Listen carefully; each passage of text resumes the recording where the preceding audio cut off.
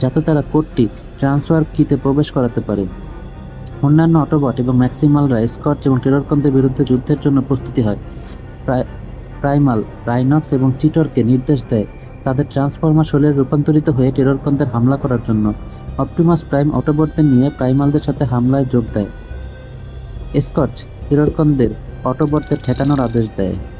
অটোবট এবং ম্যাক্সিমালদের সাথে টেররকনদের প্রাণপণ লড়াই শুরু হয়। লড়াইয়ের এক পর্যায়ে অপটিমাস প্রাইম এবং প্রাইমাল একত্রে ব্যাটেল ট্র্যাপকে ছিঁড়ে ফেলে এবং প্রাইমাল তার নিজস্ব রেকিং বল দিয়ে ব্যাটেল ট্র্যাপের মাথা চূর্ণ বিচূর্ণ করে। ট্রান্সওয়ার্ড কি অ্যাক্টিভেট হয়ে যাওয়ার কারণে ইউনিকর্ন পৃথিবীর অনেক কাছে চলে আসে। এমনকি ইউনিকর্নের উপস্থিতি নিউ ইয়র্ক সহ অন্যান্য শহর থেকেও দেখা যায়। নোয়া এবং এলেনা লুকিয়ে গোপন পথ দিয়ে ট্রান্সওয়ার্ড কি এর কাছে পৌঁছাবার চেষ্টা করছিল। স্কর্চ তা টের পেয়ে যায় এবং নোয়াকে ধরে ফেলে। স্কর্চ নোয়াকে হত্যা করার চেষ্টা করলে মিরাজ স্কর্চকে ভাতা দেয় এবং নিজের জীবন